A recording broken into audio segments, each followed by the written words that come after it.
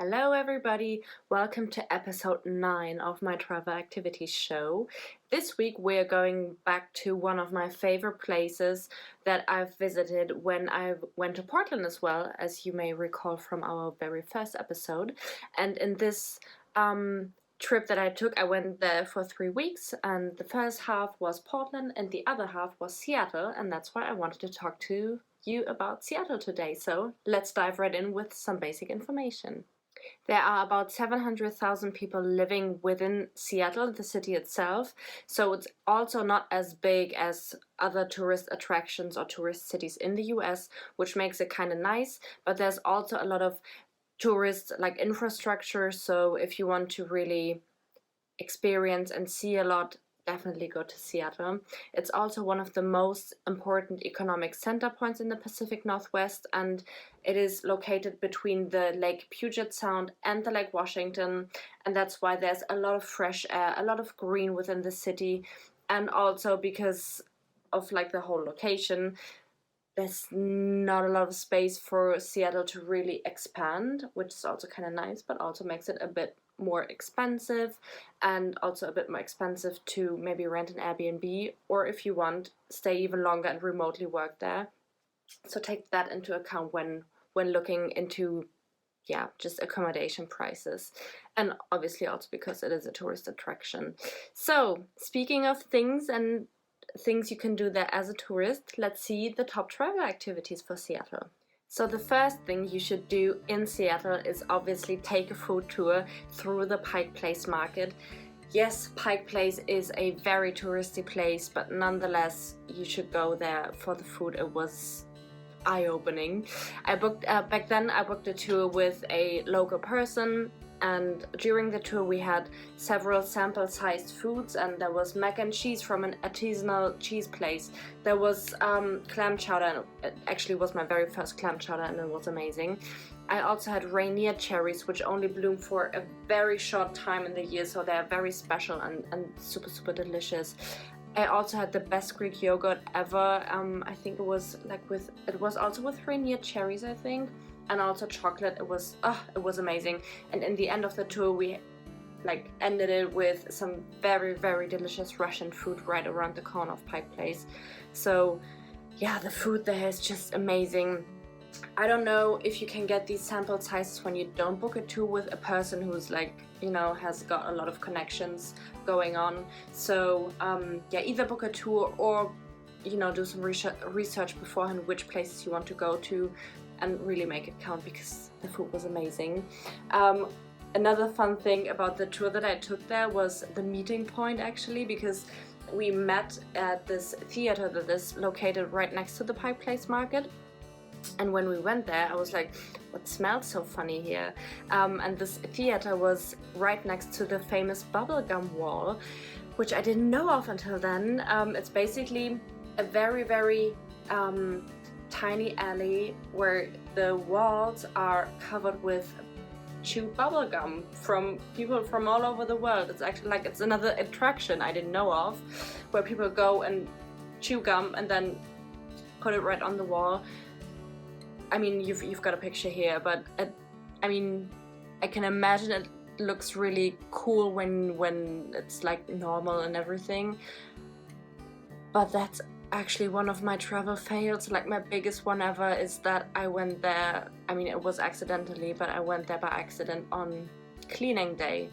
So yeah, imagine a cleaning person going through there with a high pressure water hose cleaning the walls, because obviously you can't leave gum too long on walls because then the wall gets destroyed, whatever, I don't know. But yeah, I was there on cleaning day, so that was the smell of chewed bubble gum that was months old, and also all over the floor, so I had to step on chewed gum, and that was just, next time I go there I make sure it's on cleaning day. But still a very cool place to go, so also go there when you visit Pike Place. The second thing you should do in Seattle is take a stroll through downtown Seattle, especially around the Amazon spheres. So coming from Germany, we don't have a lot of skyscrapers or futuristic buildings and everything like that.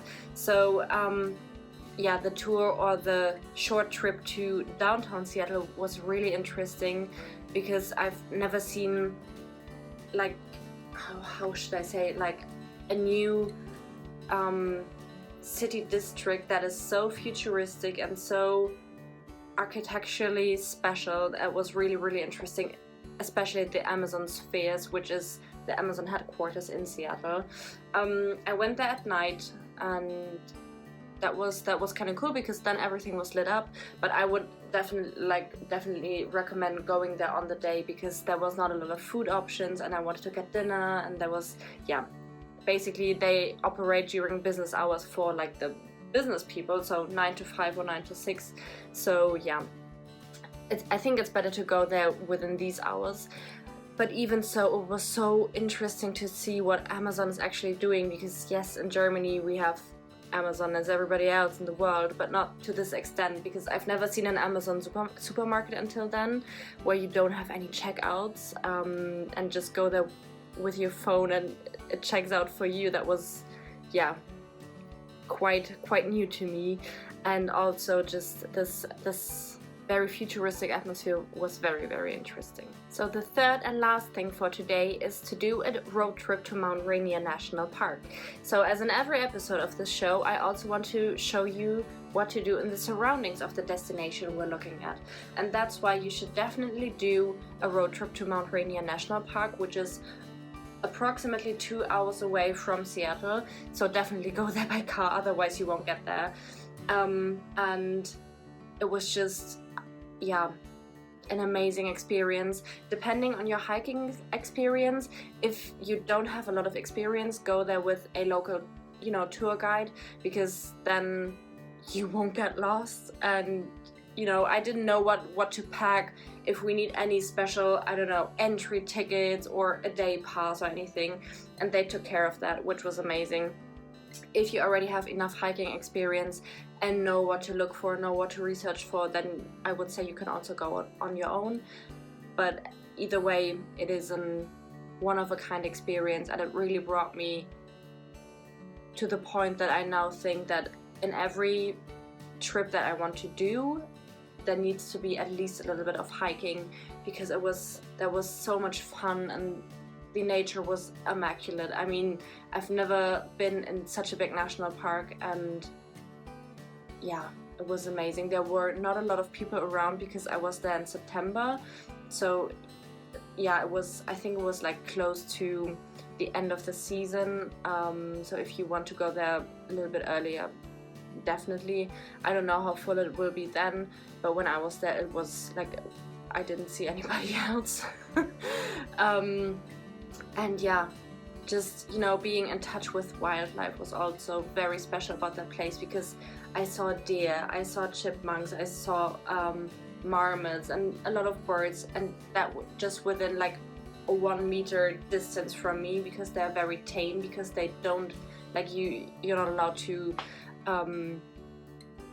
hunt them, so they are very, very friendly. You can't touch them obviously, but yeah, they're not afraid of humans, which is, yeah, just was a very new experience for me. And the park is very, very clean, because everybody who goes there really knows that the ecosystem of the park has to be taken care of, and that was just this whole touch with nature. And yeah, it was amazing to be, just be a little part of the ecosystem that day.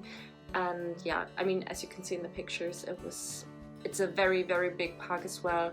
If you want to go up Mount Rainier, definitely do so. I only hiked around it, but yeah, either way, you will have a beautiful day trip, or even longer depending on your plans. And that was it for this week. I hope I inspired you to go to Seattle now, and if you do so, don't forget to publish your travel plans on JoinMyTrip. I'm sure there are a lot of people who want to go there as well, because Seattle is just one of a kind and super well located within the Pacific Northwest. You can do so many great things from there. Don't even get me started. Those 3 things were my top 3, but there are obviously a ton of other things to do. So yeah, Don't forget to publish your plans, or also go out and explore our website. Maybe there are already trips there for you if you don't want to plan yourself. Don't forget to subscribe to this channel and turn on your notifications so that you don't miss my next video. And then have a great weekend and see you next week.